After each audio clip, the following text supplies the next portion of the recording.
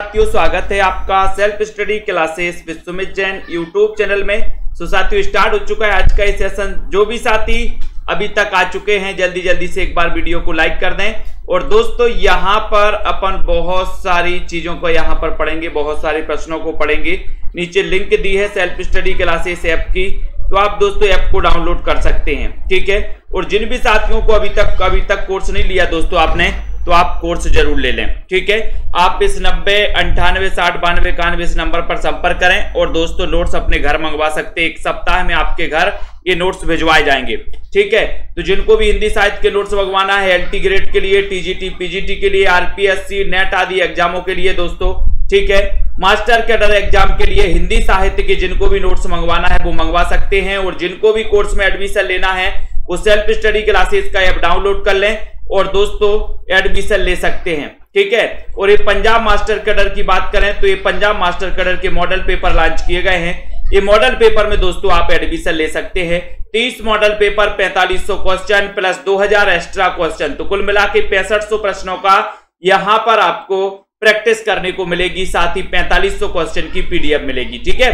तो जो भी हमारे साथी हैं, ऑफर चल रहा है दोस्तों। 15 अप्रैल से न्यू बैच स्टार्ट हो रहा है, 15 अप्रैल से, ठीक है। अभी ऑफर है 1200 में 12 महीने, 1212 महीने दोस्तों आप पढ़ सकते हो, निरंतर अध्ययन कर सकते हो, ठीक है। तो ये क्लास अपनी रोज 9 बजे होती है। आपका पहला प्रश्न यहां पर आ गया है कि कोरबी भाषा का उदय किस से हुआ है, बताओ। जल्दी से फटाक से एक बार लाइक कर दो, शेयर कर दो और बेल आइकन को जरूर दबा दिया करो ताकि इंफॉर्मेशन आपके घर तक पहुंचे, आपके मोबाइल तक पहुंचे, ठीक है। सुनील कुमार जी, निशा वर्मा जी, बबीता देवी जी, जल्दी से बताइए कोरबी भाषा का जो उदय माना जाता है वो किससे माना जाता है? पश्चिमी हिंदी से, राजस्थानी से, पूर्वी हिंदी से, या फिर दोस्तों बताओ फटाफट से किससे माना जाता है। और एक बार जल्दी से लाइक भी कर दो हमारे सभी साथी जितने भी आ चुके हैं। और लगभग सभी लोगों को पता है कि सर इस जो प्रश्न का उत्तर है कोरबी। कोरबी यानी कि खड़ी बोली का दूसरा नाम है कोरबी, ठीक है। और इसको कोरबी नाम किसने दिया ये भी बताना है। और ये पश्चिमी हिंदी उपभाषा से इसका उदय माना जाता है, किसका? कोरबी का।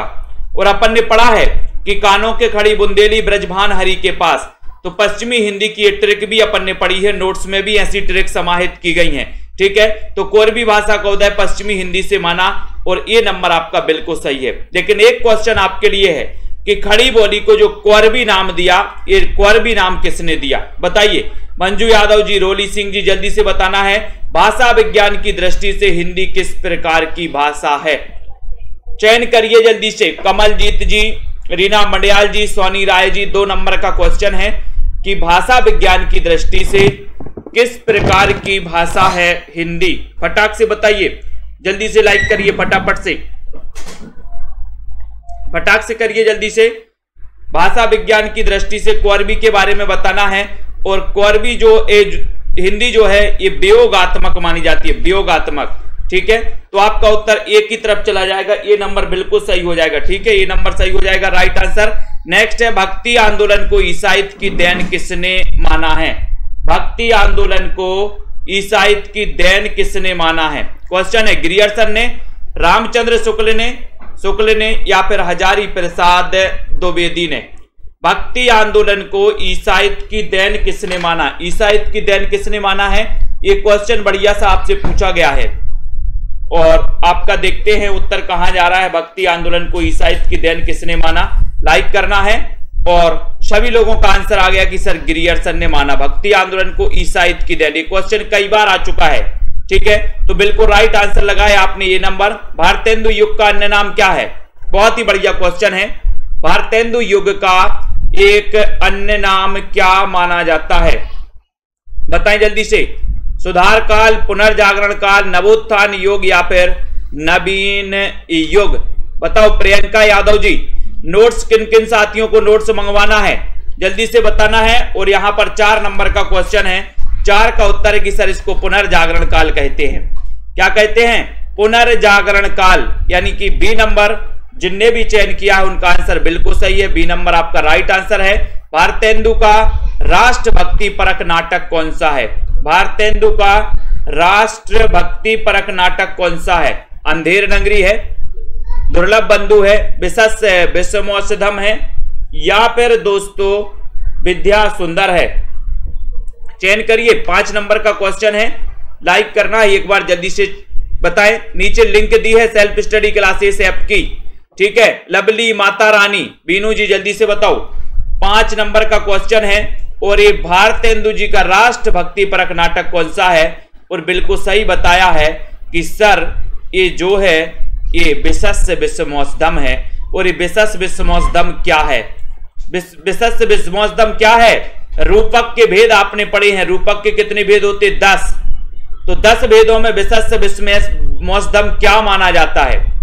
बताएं। सीताराम जी, लेट्स प्ले जी जल्दी से बताना। आचार्य शुक्ल ने हिंदी की प्रथम मौलिक कहानी किसे माना है? रचना काल भी बताना है आपको। बीनू सरोज जी, ज्योति शर्मा जी फटाफट से बताएं। 6 नंबर का क्वेश्चन है, लाइक करना है। संतोष कुमार जी चयन करिए और एक बार शेयर भी कर दीजिए। आचार्य रामचंद्र शुक्ल ने हिंदी की प्रथम मौलिक कहानी किसे माना है?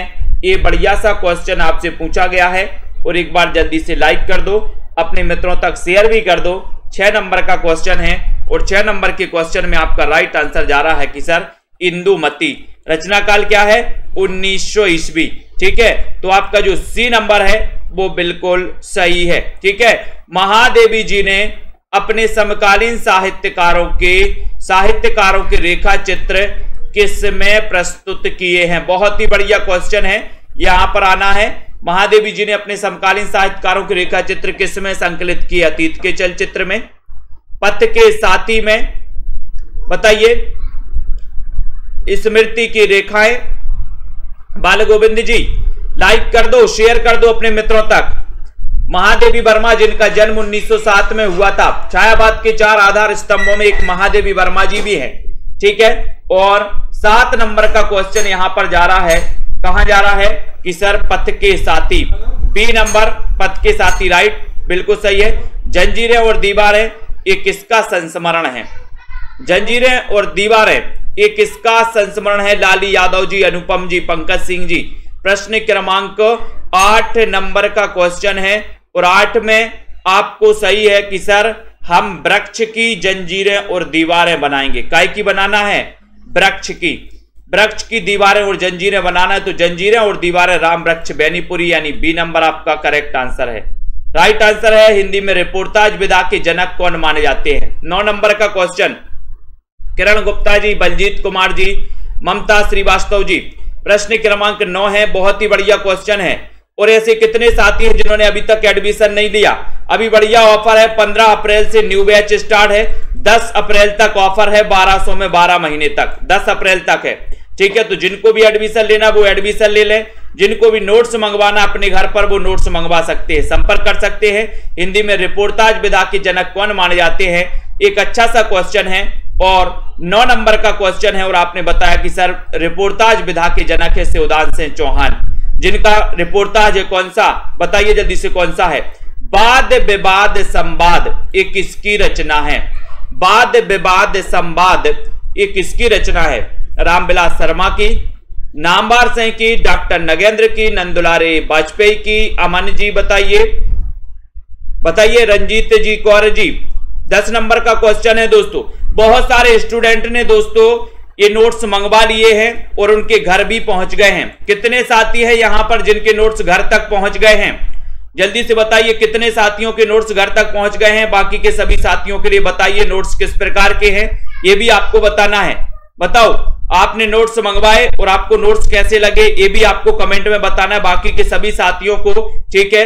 वाद विवाद संवाद 10 नंबर का क्वेश्चन है, और 10 का आपका राइट आंसर है कि सर वाद विवाद काय के लिए करते हैं? वाद विवाद लोग नाम के लिए। बोले मेरा नाम बोल दो सर, मेरा नाम बोल दो, तो वाद विवाद करते हैं ना नाम के लिए। तो नामवार से बिल्कुल सही है।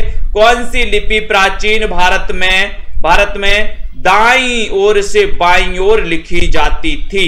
वो लिपि कौन सी है ये आपको बताना है। ब्राह्मी लिपि है, शारदा लिपि है, खरोष्टी लिपि या फिर नंदनागरी लिपि? कौन सी लिपि है जो दाईं से बाईं ओर लिखी जाती थी प्राचीन भारत में? वीरेंद्र प्रजापति जी सभी लोग बताएंगे। 11 नंबर का क्वेश्चन है यहां पर, बताइए चंचल जी, लखविंदर कौर जी, प्रश्न क्रमांक 11 में आपको राइट चयन करना है। पूर्वी जी, डॉक्टर रिंकी जी, 11 नंबर का क्वेश्चन बहुत ही बढ़िया प्रश्न है। और आपको पता है क्वेश्चन कई बार आया कि जो खरोष्टी है दोस्तों, ये अपन अभी क्या लिखते, देवनागरी को बाएं से दाईं ओर लिखते हैं, लेकिन खरोष्टी दाईं से बाईं ओर लिखी जाती थी, यानी कि इस ओर से इस ओर लिखी जाती थी। ठीक है, तो यहां पर आपका उत्तर सी नंबर बिल्कुल सही चला गया। ठीक है, सी नंबर। हिंदी गद्य की प्राचीनतम रचना कौन सी है? हिंदी गद्य की प्राचीनतम रचना कौन सी है, ये आपको बताना है, ये आपको चयन करना है। बताइए। विजय चौहान जी, बीनू सरोज जी, कुमकुम यादव जी, 12 नंबर का क्वेश्चन, हिंदी गद्य की प्राचीनतम रचना कौन सी है? एक अच्छा क्वेश्चन, 12 नंबर का क्वेश्चन है और आपका उत्तर जा रहा है कि सर हिंदी गद्य की प्राचीनतम जो रचना मानी जाती है वो कौन सी मानी जाती है? बताएं ज्ञानेश जी, क्या हो जाएगा? नीतू जी, ऑल इन वन, बताओ 12 नंबर का क्वेश्चन और उत्तर है चंद छंद वर्णन की महिमा। ठीक है, डी नंबर लगा दिया आपने, बिल्कुल सही आंसर आ गया, डी नंबर। ठीक है, वंदना यादव जी, है ना, बिल्कुल सही बताया। लेकिन यह भी बताना है आपको कि इसकी रचनाकार कौन है? चंद छंद वर्णन की महिमा, ये रचना किसकी है? प्राचीनतम गद्य की रचना मानी जाती है। और हिंदी साहित्य की नींव का पत्थर किसे कहा जाता है? बहुत ही बढ़िया ऐसे क्वेश्चन आपको पढ़ना है। कमला कांति जी, विजय जी, उदय यादव जी, बताएं। राम राम जी, गौरी जी, बताएं। प्रश्न क्रमांक 13 नंबर का क्वेश्चन है। लाइक कर दो, नीचे लिंक भी दी है सेल्फ स्टडी क्लासेस ऐप की, तो आप लोग ऐप को डाउनलोड कर सकते हो।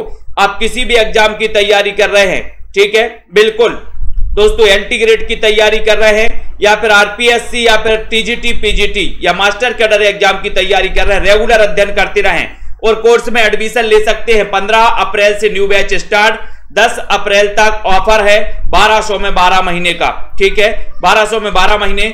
और दोस्तों न्यू का पत्थर 13 नंबर का क्वेश्चन, और 13 नंबर का क्वेश्चन है कि the modern vernacular literature of northern Hindustan, इसको क्या कहा जाता है? न्यू का पत्थर। ठीक है, इसके रचनाकार कौन है? ग्रियर्सन। रचना काल क्या है? जल्दी से बताइए, फटाफट से बताइए। बिल्कुल, बहुत बढ़िया, बलजीत जी बता रहे हैं कि सर बहुत ही बढ़िया नोट्स हैं। तो यहां पर बताना है कि जो किसी एक बुक में नहीं मिलेंगे, किसी 5 बुक में नहीं मिलेंगे, है ना, ऐसी कई पुस्तकों का एक संकलन करके वो बनाया गया और पूरा बढ़िया तरीके से बनाया गया। बीच बीच में ट्रिक भी, जहां जैसी ट्रिक निकलती गई तो ट्रिक भी उसमें समाहित की गई है। ठीक है, और बढ़िया तरीके से रचनाओं को क्रमबद्ध पेश किया गया, एक एक कवियों का परिचय भी दिया गया। ठीक है, ऐसे बढ़िया तरीके से नोट्स बनाए गए हैं जिनको आप अपने घर मंगवा सकते हैं। 1 सप्ताह के अंदर आपके घर वो नोट्स पहुंच जाएंगे। दोस्तों, भक्ति काव्य को भारतीय चिंताधारा का स्वाभाविक विकास आपको बताना है, जल्दी से बताइए राइट आंसर। भक्ति काव्य को भारतीय चिंतन धारा का स्वाभाविक विकास किसने कहा? तो बोले सर स्वाभाविक विकास तो हजारों बार होता है, स्वाभाविक विकास हजारों बार तो हजारी प्रसाद द्विवेदी, यानी बी नंबर आपका करेक्ट और राइट आंसर है, बी नंबर सही है। नेक्स्ट है, स्वर्ग की विचार सभा का अधिवेशन निबंध कृति के लेखक कौन है? स्वर्ग की विचार सभा, बताओ, का अधिवेशन, ये बताना है एक बार। और सब्सक्राइब जरूर कर लीजिए सभी साथी। यहां पर 15 नंबर का क्वेश्चन पूछा गया है आपसे और बिल्कुल लगभग सभी लोग सही बताएंगे। यहां पर जल्दी जल्दी से बताइए। और सभी लोगों ने बताया कि सर इसमें स्वर्ग की विचार सभा तो भारत में ही होगी, यानी भारतेंदु। ठीक है, राइट आंसर। नेक्स्ट क्वेश्चन आपकी स्क्रीन पर आ रहा है। आधुनिक खोजों के अनुसार हिंदी की प्रथम मौलिक कहानी के लेखक कौन है? कहानी के लेखक कौन है? आपको यह भी बताना है कि आधुनिक खोजों के अनुसार हिंदी की प्रथम मौलिक कहानी कौन सी है और उसके लेखक कौन है? विकास भारती जी, बताइए राइट आंसर क्या है यहां पर सही आंसर? सभी लोग बताएं। स्वानु केएम जी, स्वानु जी आपने नोट्स मंगवाए हैं, कैसे लगे आपको नोट्स? जल्दी से बताओ। आधुनिक खोजों के अनुसार हिंदी की प्रथम मौलिक कहानी कौन सी है और उसके लेखक कौन है, ये आपको बताना है। ओम प्रकाश जी, आपका राइट आंसर है कि सर माधवराव सप्रे। माधवराव सप्रे, एक टोकरी भर मिट्टी से सप्रे। शिवानी ठाकुर जी के नोट्स पहुंच गए हैं और लिख रहे हैं कि सर सभी बुक्स में क्यों खोजें अगर एक ही में मिल जाए, इधर उधर क्यों भटकें जब सेल्फ स्टडी क्लासेस नोट में सब कुछ मिल जाए। बहुत बढ़िया शिवानी जी, मतलब अच्छे लगे आपको नोट्स, मजा आ रहा है पढ़ने में। आधुनिक खोजों के अनुसार हिंदी की प्रथम मौलिक कहानी है एक टोकरी भर मिट्टी, जिसके रचनाकार है माधवराव सप्रे, यानी कि आपका जो डी नंबर है वो बिल्कुल सही है। स्वतंत्र रमा और परतंत्र लक्ष्मी उपन्यास के लेखक कौन है? बताना है। गोपाल राम गहमरी है, देवकी नंदन खत्री, लज्जाराम मेहता या फिर श्रद्धाराम फिल्लोरी। 17 नंबर का क्वेश्चन है हर्षिता मौर्य जी, जल्दी से आपको चयन करना है।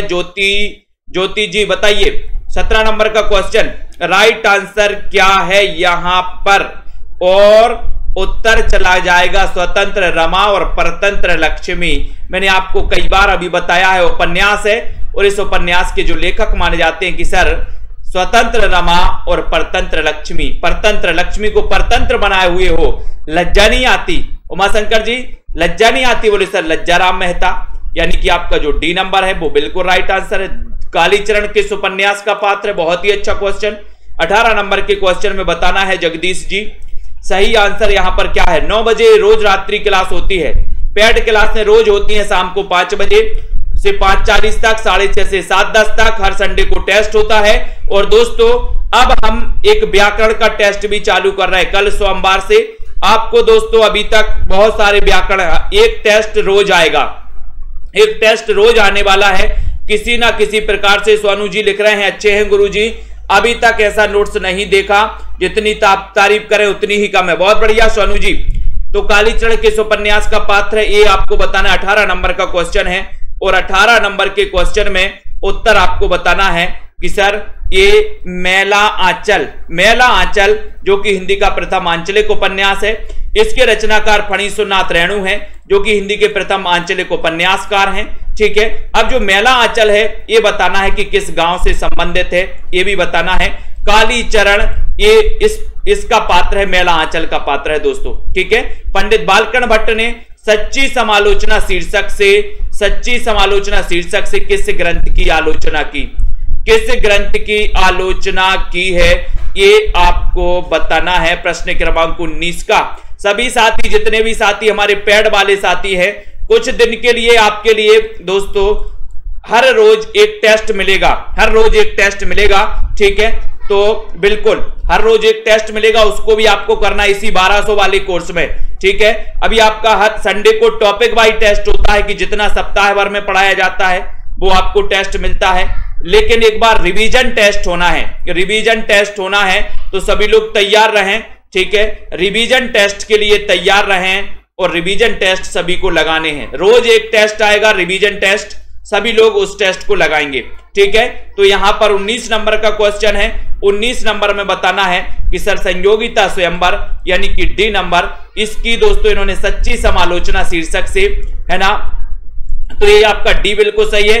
कुरु कुरु स्वाहा उपन्यास के लेखक कौन है? बहुत ही बढ़िया, बाहुबली कटप्पा जी आ गए हैं। कुरु कुरु स्वाहा, जब हवन होता है दोस्तों तो आप मंत्र आदि पढ़े जाते हैं, तो आप क्या करते हो? कुरु कुरु स्वाहा कैसे बोलते हो? बड़े जोश में बोलते हो, जोश में बोलते हो। तो इस उपन्यास के लेखक कौन माने जाएंगे? बताइए कौन माने जाएंगे, बताएं। राहुल राज जी, कुरु कुरु स्वाहा, बोले सर हम बड़े जोश में बोलते हैं, जोश में बोलते हैं और बड़ा मनोहर लगता है, मनोहारी दृश्य लगता है, तो मनोहर श्याम जोशी, कुरु कुरु स्वाहा। सी नंबर, अपनी आत्मकथा को स्मृति यात्रा यज्ञ किसने कहा? 21 नंबर का क्वेश्चन है, अपनी आत्मकथा को स्मृति यात्रा यज्ञ किसने कहा है? प्रियंका जी, बहुत ही अच्छा क्वेश्चन, 21 नंबर का क्वेश्चन है, सभी लोग बताएंगे। और एक बार लाइक करके शेयर जरूर किया करो, अपने मित्रों तक जरूर बता दिया करो कि 15 तारीख से सेल्फ स्टडी क्लासेस में एक नया बैच स्टार्ट हो रहा है। जिसको भी हिंदी साहित्य विस्तृत पढ़ना है वो पढ़ सकते हैं। ऑफर 10 तारीख तक है, 1200 में 12 महीने निरंतर अध्ययन करने के लिए। ठीक है, तो अपनी आत्मकथा को स्मृति यात्रा यज्ञ किसने कहा ये आपको बताना है। यहां 1200 में 12 महीने पढ़ने का मौका आपको मिल रहा है, और आप स्कूलों में जाते हैं, अपने बच्चे की फीस 1200 एक महीने की भर के आते हो, भर के आते हो कि नहीं आते हो? 1200 क्या ज्यादा भर के आते हो। ठीक है, और यहां आप अपने लिए इतना भी नहीं कर पाते कि हम 1200 में 12 महीने पढ़ने को मिला, आपको 5000 10,000 फीस नहीं भर रही।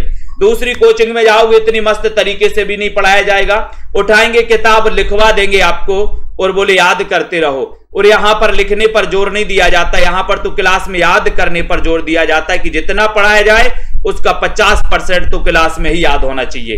ये यहां पर दोस्तों किया जाता है।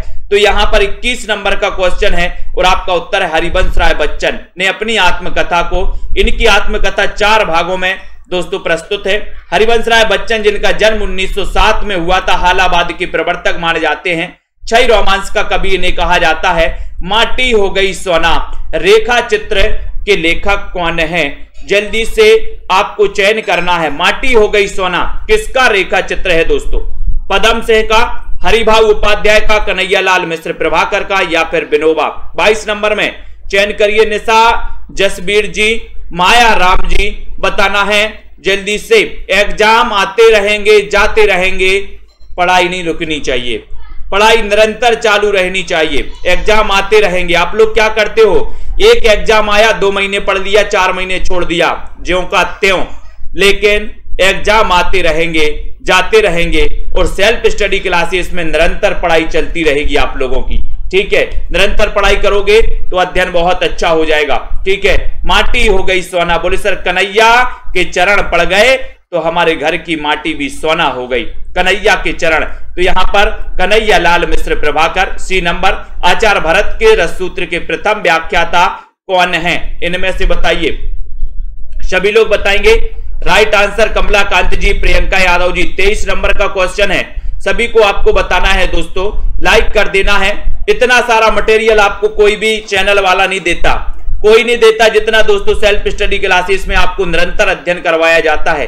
एक एक चीज को 10-10 बार पढ़ा दी जाती है ताकि आप कभी भूलो ना। ऐसी चीजें दोस्तों, एक एक चीज को कई बार रटवाई जाती है, कई बार पढ़वाई जाती है, अभ्यास करवाया जाता है, क्योंकि प्रैक्टिस से ही आपका दोस्तों बहुत कुछ होता है। प्रैक्टिस से ही आपके जो 4-5 नंबर से सिलेक्शन रुकता है वो आपके लिए दोस्तों बहुत ही महत्वपूर्ण है। तो आचार्य भरत के रससूत्र आपने पढ़ा होगा, किसी को पता है तो जल्दी से एक बार रससूत्र लिख दो। 23 नंबर का क्वेश्चन है, बहुत ही बढ़िया क्वेश्चन यहां पर पूछा गया है और सभी लोगों का आंसर आया कि सर भट्ट लोलट में इसमें नंबर लगा दो। ये नंबर आपका सही है। जनता जनार्दन एक ही तरफ जा रही है, बिल्कुल सही है, बहुत बढ़िया। नेक्स्ट, अलंकार संप्रदाय के प्रवर्तक आचार्य इनमें से कौन है? 24 नंबर का क्वेश्चन है, अलंकार संप्रदाय के प्रवर्तक आचार्य कौन है? भरत मुनि है, भामय है, भामय है, जल्दी से बताना। आराधना पाल जी संपर्क कर सकती हो, नीचे नंबर लिखा है। सेल्फ स्टडी क्लासेस ऐप की लिंक दी है, लिंक से आप ऐप डाउनलोड कर लो पहले तो।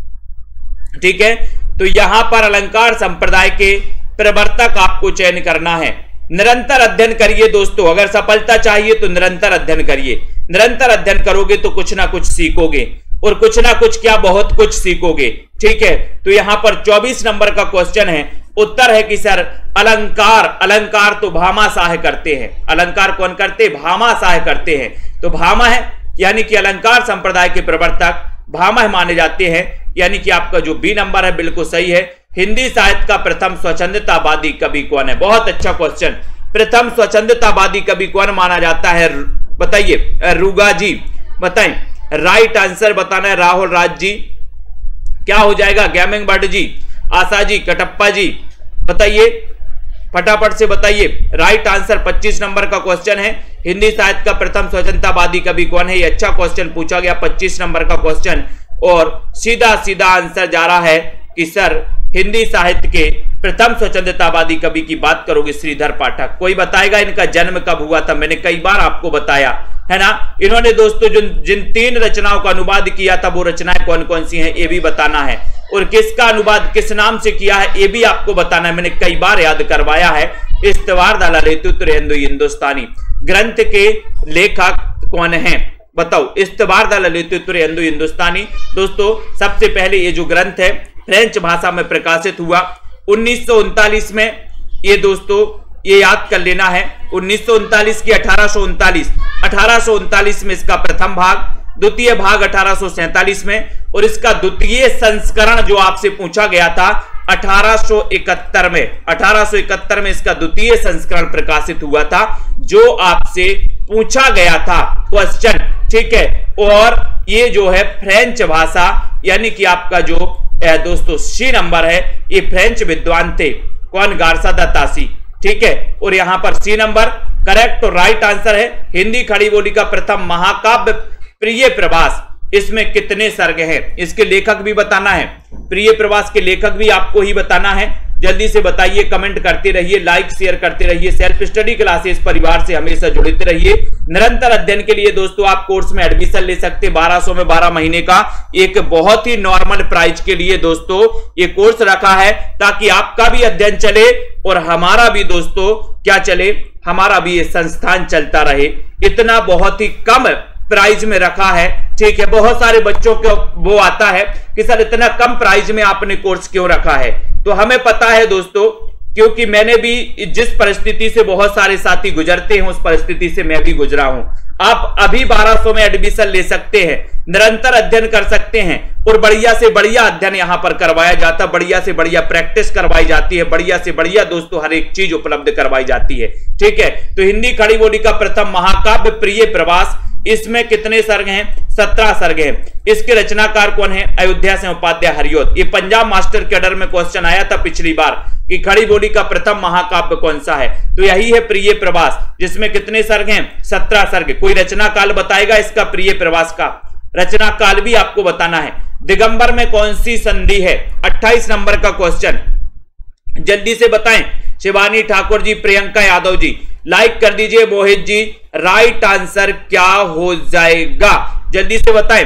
डाली तिवारी जी, 9098 वाला जो नंबर चल रहा है उसमें आप मैसेज कर सकते हैं और मैं आपको प्रोसेस बता दूंगा, ठीक है।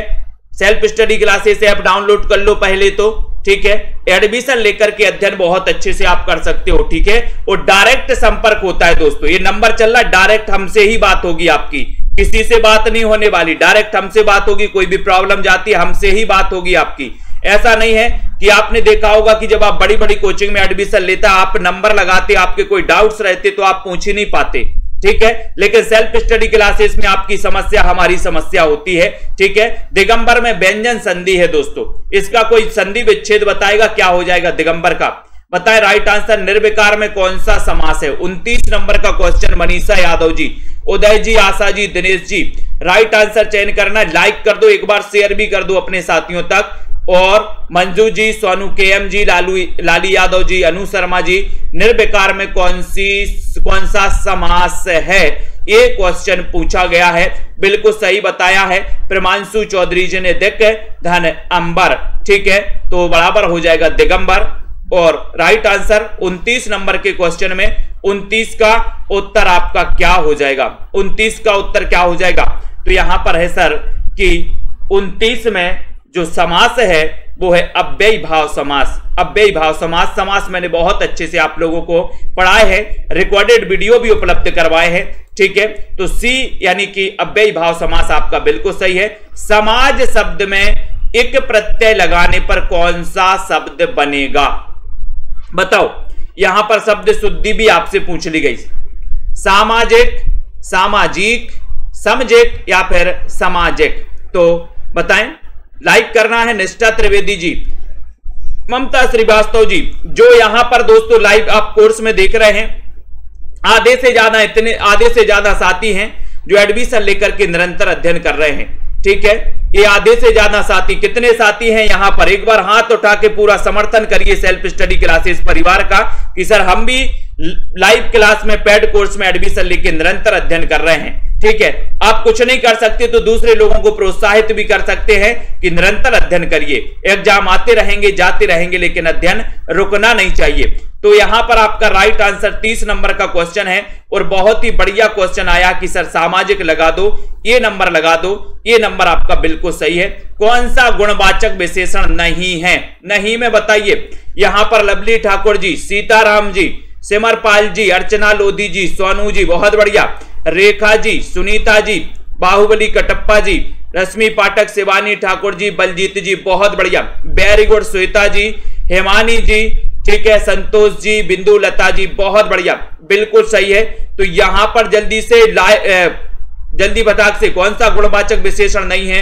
ये बढ़िया सा क्वेश्चन आपसे पूछा गया, 31 नंबर का क्वेश्चन पूछा गया और उत्तर आपका क्या हो रहा है कि सर मोटा तो है, पीला भी है, सुंदर भी है गुणवाचक, लेकिन ये 10 नहीं है, 10 नहीं है गुणवाचक, यानी कि डी नंबर आपका बिल्कुल सही है। विजय जी, ठीक है, रश्मि पाठक जी, अंधे के हाथ बटेर लगना लोकोक्ति का सही अर्थ क्या है? पूनम जी, वेरी गुड, जाहिद अली जी, लाइन लगी है दोस्तों, है ना। भावना गंगवार जी बिल्कुल सही है। आराधना जी, मोहित जी, जया नितवाल जी, अनीता जी वेरी गुड। ममता जी, अंधे के हाथ बटेर लगना लोकोक्ति का सही अर्थ क्या है? 32 नंबर का क्वेश्चन है और 32 में आपको बताना है तो उत्तर क्या हो जाएगा? अंधे के हाथ बटेर लगना, पूनम सैनी जी बताओ, रजनी शर्मा जी, अनुपम जी। और यहां पर उत्तर होगा कि सर बिना मेहनत के ही उपलब्धि होना, यानी बी नंबर आपका करेक्ट आंसर और राइट आंसर चला जाता है। ठीक है। कृतज्ञ शब्द का सही विलोम शब्द क्या है दोस्तों? कृतज्ञ का विलोम शब्द क्या है? सभी लोगों को बताना है। पूरी मेहनत से आपको पढ़ाई करवाई जाती है दोस्तों। ठीक है। यहां पर एक सेल्फ स्टडी क्लासेस का उद्देश्य ही है कि आपकी निरंतर पढ़ाई चलनी चाहिए और हमें भी दोस्तों रोजगार मिलना चाहिए। ठीक है। तो एक नॉर्मल फीस के माध्यम से आपको यहां पर पढ़ाई करवाई जाती है और साहित्य की बहुत ही श्रेष्ठ। ठीक है। तो यहां पर जल्दी से बताएं राइट आंसर क्या हो जाएगा?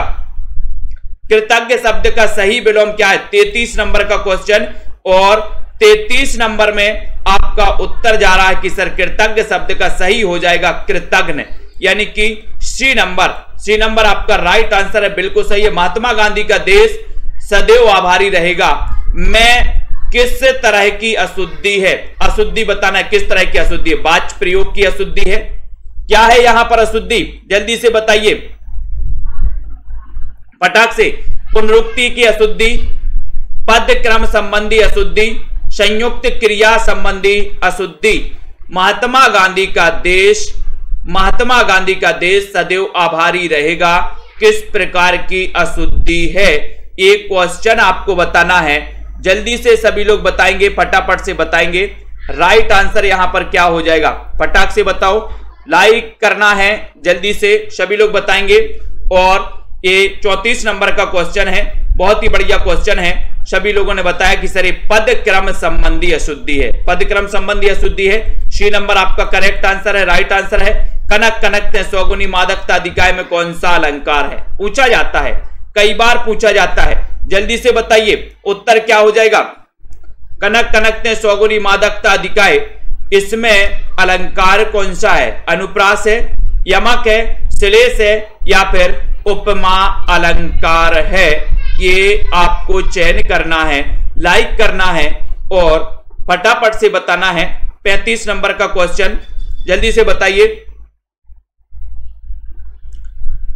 35 नंबर के क्वेश्चन में और सभी लोगों ने बताया कि सर यमक अलंकार लगा दो, यानी कि बी नंबर लगा दो, यमक बिल्कुल सही हो जाएगा। संकीर्ण का सही विलोम क्या है? 36 नंबर का क्वेश्चन, संकीर्ण का सही विलोम शब्द आपको चयन करना है। विश्वास मलिक जी, सीताराम जी। तो यहां पर आपको बता दें मैं दोस्तों कि पूरे भारत से, चाहे कर्नाटक हो, केरल हो, पंजाब हो, हरियाणा हो, हिमाचल प्रदेश हो, राजस्थान हो, उत्तर प्रदेश हो, मध्य प्रदेश हो, यहां से सारे साथी इस क्लास में दोस्तों अटेंड कर रहे हैं इस क्लास को। ठीक है। और इस क्लास में तैयारी कर रहे हैं अपने अपने एग्जाम की, अलग अलग एग्जाम की। पंजाब में मास्टर कैडर, राजस्थान में आरपीएससी, ठीक है, उत्तर प्रदेश में टीजीटी, एलटी ग्रेड, ठीक है, नेट एग्जाम की तैयारी कर रहे हैं और हरियाणा टेट की एग्जाम की तैयारी कर रहे हैं, एचपी कमीशन की दोस्तों, झारखंड में टीजीटी की। तो बहुत सारे राज्यों से यहां पर स्टूडेंट एकत्रित हुए हैं। और संकीर्ण का सही विलोम क्या है? 36 नंबर का क्वेश्चन है, बढ़िया सा क्वेश्चन आपसे पूछा गया है कि संकीर्ण का विलोम होता है दोस्तों विस्तीर्ण, विस्तीर्ण होता है, यानी कि डी नंबर आपने बिल्कुल सही लगाया। ठीक है, बिल्कुल सही है। नेक्स्ट देखो, भाषा शब्द की उत्पत्ति किस धातु से हुई? 37 नंबर का क्वेश्चन, ये क्वेश्चन कई बार पूछा गया दोस्तों। भाषा शब्द की उत्पत्ति किस धातु से हुई है? देखते हैं कौन कौन सही बताते हैं, जल्दी से बताइए। भाष्य से हुई है, भाष्य से हुई है, भाष्य या फिर भाष्य से हुई है। अमन जी, सभी लोग बताएंगे राइट आंसर, जल्दी जल्दी से बताएं, लाइक करना है। एडमिशन लेना है तो ले सकते हैं। डाली तिवारी जी, भाषा शब्द की उत्पत्ति किस धातु से हुई है? एडमिशन लेने से क्या होता है कि नॉर्मल फीस आपसे ली जाती है और आप दोस्तों निरंतर अध्ययन कर सकते हैं। जब क्लासें चलती हैं तो आपके मन में एक रहता है, रोज क्लास जब चलती है तो आपके मन में रहता है कि हमें रोज क्लास अटेंड करना है, एक प्रेशर रहता है। और बिना प्रेशर के कुछ नहीं होता। जब आपका एग्जाम होता है तो आप पढ़ाई करने लगते हो, जब आपका एग्जाम नहीं होता तो आप पढ़ाई नहीं करते। और जब आप एडमिशन में दोस्तों आते हो, एडमिशन लेते हो कोर्स में, तो आपके लिए प्रेशर रहता कि हमें क्लास रोज अटेंड करनी है, लाइव क्लास पढ़नी है, रोज टेस्ट लगाना हर संडे, एक वो प्रेशर रहता है, तो आप पढ़ाई निश्चित रूप से करते हो। ठीक है, तो एडमिशन का ये फायदा होता है और साथ ही आपको बहुत बढ़िया बढ़िया ट्रिक मिलती है, रेगुलर अध्ययन चलता है। डी नंबर आपका बिल्कुल सही है। ठीक है, खड़ी बोली हिंदी का अन्य नाम क्या है? 38 नंबर का क्वेश्चन है, बिल्कुल बताइए जल्दी से, नेट का पेपर सॉल्व नहीं होता। खड़ी बोली हिंदी का अन्य नाम क्या है? बहुत सारे नेट के मैंने करवा दिए, यूट्यूब पर डले हुए हैं। आशा कुमावत जी, खड़ी बोली हिंदी का अन्य नाम क्या माना जाता है? सौरभ मौर्य जी बताइए, तनु जी 38 नंबर के क्वेश्चन में, और लाइक कर दीजिए सभी साथी। यहां पर राइट आंसर क्या हो जाएगा बताइए? बिल्कुल नितिन सागर जी है हमारे। ठीक है, राहुल जी, विजय चौहान जी, 38 नंबर का क्वेश्चन। और आपको पता है कि सर इसे क्वर्बी कहा जाता है। मैंने आपसे पूछा था कि इस खड़ी बोली को क्वर्बी किसने कहा, क्वर्बी नाम किसने दिया? बताइए रितेश जी। वर्ष 1955 में गठित प्रथम राजभाषा आयोग के अध्यक्ष कौन थे? 39 नंबर का क्वेश्चन, सरोज सिबी जी बताइए। राइट आंसर बताना है। उत्तर यहां पर क्या हो जाएगा? हिंदी साहित्य और साहित्य समाज का दर्पण होता है दोस्तों। साहित्य को तो सभी लोग पढ़ें, और साहित्य मैं बता रहा हूं कि जब से बहुत सारे साथी ये कहते हैं कि सर मुझे साहित्य बहुत कठिन लगता था, जब किताब खोलते थे तो ऐसा लगता था कि अलग रख दो, रचनाओं के सन याद नहीं होते थे, रचनाएं याद नहीं होती थी। जब से सेल्फ स्टडी क्लासेस से जुड़े हैं, रचनाएं दोस्तों रट गई हैं, रचनाओं के सन याद होने लगे, कवियों के जन्म क्रम याद होने लगे। ठीक है, जो कि नेट में बहुत सारे पूछे जाते हैं। तो 1955 में पूछा गया, 39 नंबर के लिए पूछा गया, और 39 नंबर में आपका सीधा आंसर जा रहा कि सर बीजी खैर लगा दो, ये नंबर लगा दो, सही होगा। ठीक है, नेक्स्ट देखो, आकाशदीप कहानी संग्रह है किसका है? 40 नंबर का क्वेश्चन, पूनम सैनी जी बताइए। राइट आंसर क्या हो जाएगा यहां पर? सभी लोग बताएं, निशा वर्मा जी, और शेयर भी कर दो सभी साथी। आकाशदीप कहानी संग्रह के रचनाकार कौन है? 40 नंबर का क्वेश्चन है, नीचे लिंक दी है ऐप की, सेल्फ स्टडी क्लासेस ऐप की, डाउनलोड करें दोस्तों फटाफट से। और आकाशदीप कहानी संग्रह के रचनाकार कौन है दोस्तों? बहुत सारी कोचिंग आपने पढ़ी होंगी, बहुत सारी चीजें, कई जगह एडमिशन लेकर दोस्तों आपने पढ़ाई की होगी, लेकिन सब जगह से उदास होकर जब सेल्फ स्टडी क्लासेस ऐप में आते हैं तो दोस्तों आपको मजा आने लगता है पढ़ाई करने में, है ना। बहुत सारे साथियों के मुंह से मैंने खुद सुना है, फोन लगा के बताते हैं कि सर जब तक क्लास नहीं होती मन नहीं लगता, ऐसा लगता है कि कुछ छूट रहा है, दिन में कुछ छूट रहा है, कुछ भूल रहे हैं। ठीक है, तो आकाशदीप कहानी संग्रह ये किसका है? 40 नंबर का क्वेश्चन आपको बताना है, और 40 नंबर में आपका सीधा आंसर जा रहा है कि सर जयशंकर प्रसाद, जिनका जन्म 1889 में हुआ था। 1889 में प्रसाद ने 3 उपन्यास लिखे थे दोस्तों, कंकाल, तितली और इरावती, जिनको आपको बहुत अच्छे से पढ़ना है, याद भी करना। बी नंबर आपका बिल्कुल सही है। राजा निर्बसिया बताना है, राजा निर्बसिया, सिमी टंडन जी, राजा निर्बसिया कहानी के रचनाकार कौन है? ये आपको जल्दी से बताना है। तो राजा निर्बसिया कई बार पूछा गया, 41 नंबर का क्वेश्चन है। आयुष प्रजापति जी, अमिता राणा जी बताएं क्या हो जाएगा? रावंत जी, दिनेश कुमार जी। 10 तारीख तक ये ऑफर दिया गया है आप लोगों को, 10 अप्रैल तक 1200 में 12 महीने। जिन भी साथियों को एडमिशन लेना है बिल्कुल भी नहीं सोचना यार, 1200 रुपए आपके लिए नॉर्मल फीस रखी गई। ऑफर दिया गया कि हमारे वो सभी साथी आ जाएं और सभी साथी पढ़ें। 5000 10,000 फीस वाली कोई बात नहीं है यहां पर। ठीक है, तो राजा निर्बसिया कहानी के रचनाकार कौन है? 41 नंबर का क्वेश्चन, और बहुत ही बढ़िया है कि सर कमलेश्वर है, ये सी नंबर आपका बिल्कुल सही है। ठीक है, सचेतन कहानी आंदोलन के प्रवर्तक कौन माने जाते हैं? 42 नंबर का क्वेश्चन, महीप से गंगा प्रसाद विमल, अमृत राय या फिर राकेश वत्स माने जाते हैं। प्रियंका जी, रिंकू वर्मा जी। 42 नंबर का क्वेश्चन है, सुनीता चौधरी जी, सचेतन कहानी, और मैंने इसको याद भी करवाया था, ट्रिक भी बताई थी आपको।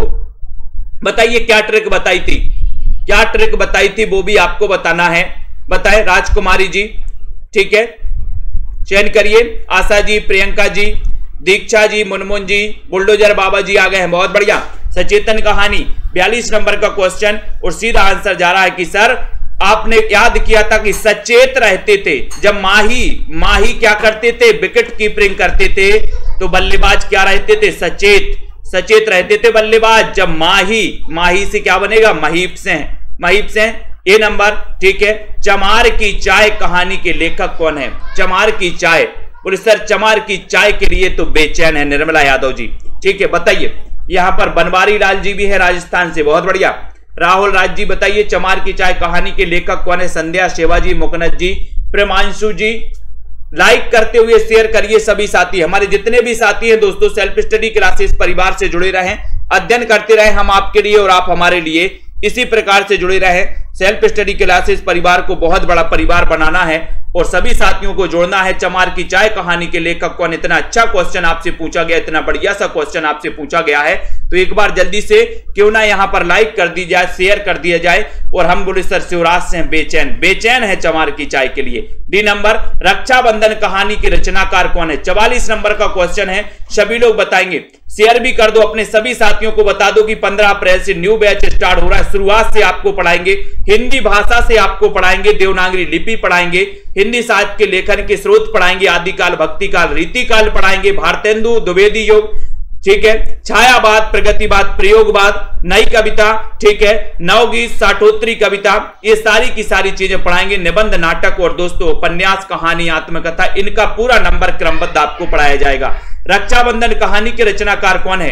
ये 44 नंबर का क्वेश्चन है। और रक्षाबंधन में आपने बताया कि सर रक्षाबंधन तो विश्व में मनाई जाती है, विश्व भर में मनाई जाती है, तो विश्वम्भरनाथ शर्मा कौशिक, यानी कि ये नंबर बिल्कुल सही है। इन मुसलमान हरिजनन पर कोटिन हिंदू बारिये, 45 नंबर का क्वेश्चन। ये पंक्ति किसकी या किस से ली गई है दोस्तों, किस रचना से ली गई है? किरण गुप्ता जी, विवेक यादव जी बताइए, सविता जी किस रचना से ली गई है? फटाफट से बताइए, फटाफट से बताना है। यहां पर 45 नंबर का क्वेश्चन है, सभी लोग बताइए, जल्दी जल्दी से बताना है, लाइक करना है फटाफट से।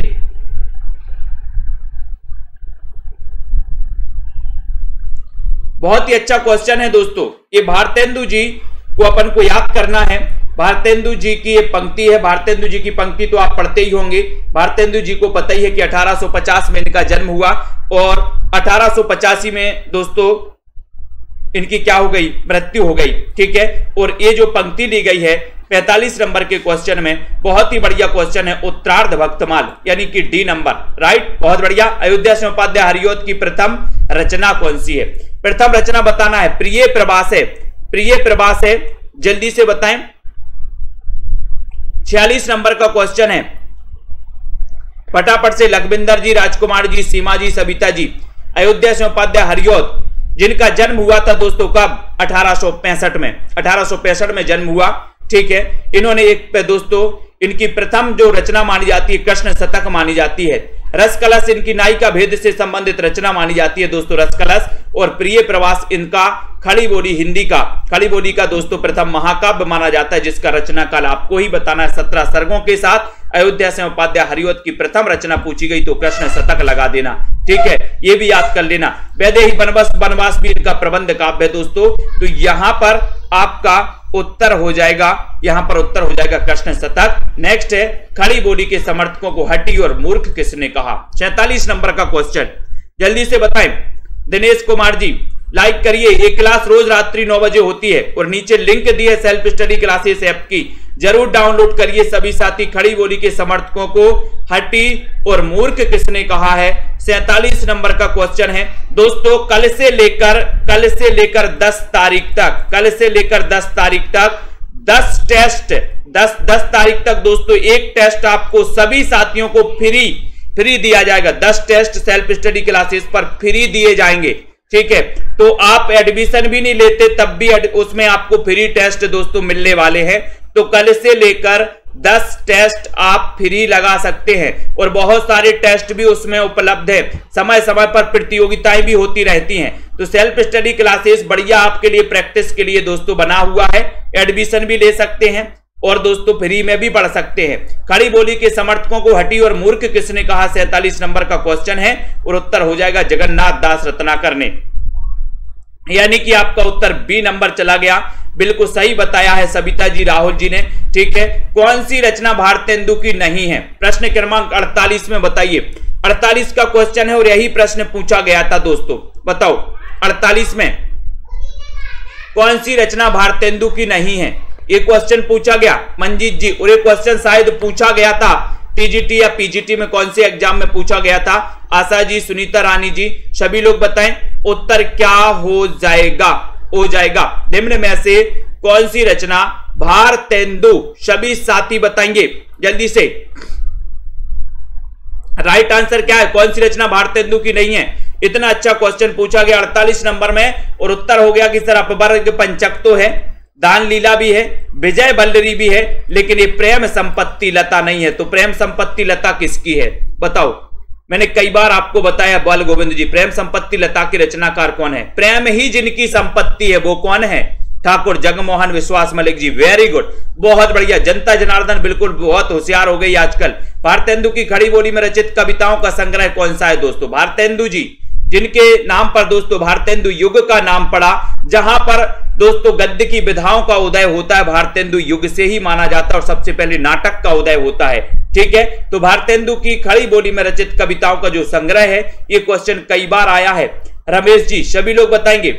श्वेता जी, राइट आंसर क्या है यहां पर? भारतेंदु की खड़ी बोली में रचित कविताओं का संग्रह कौन सा? 49 नंबर का क्वेश्चन है, और सभी लोगों का आंसर आया है कि सर खड़ी खड़ी हमने फूलों का गुच्छा, हमने खड़े खड़े फूलों का गुच्छा उठा लिया।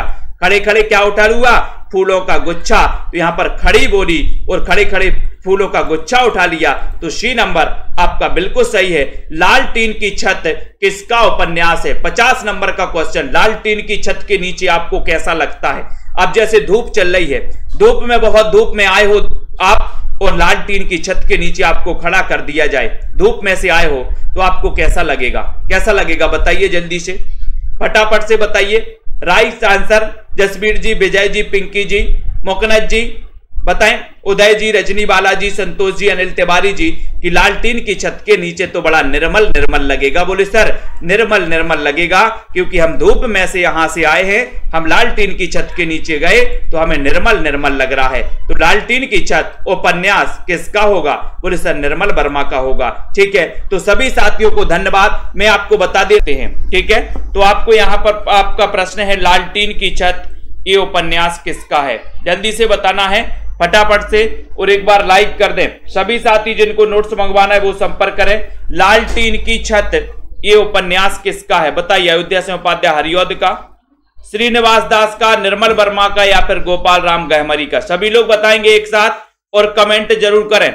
सभी साथी कमेंट कर लें फटाफट से, वीडियो को लाइक भी कर दें दोस्तों, जल्दी से लाइक कर दो फटाक से। बहुत ही बढ़िया ये दोस्तों आपका है, जल्दी बताना है यहां पर।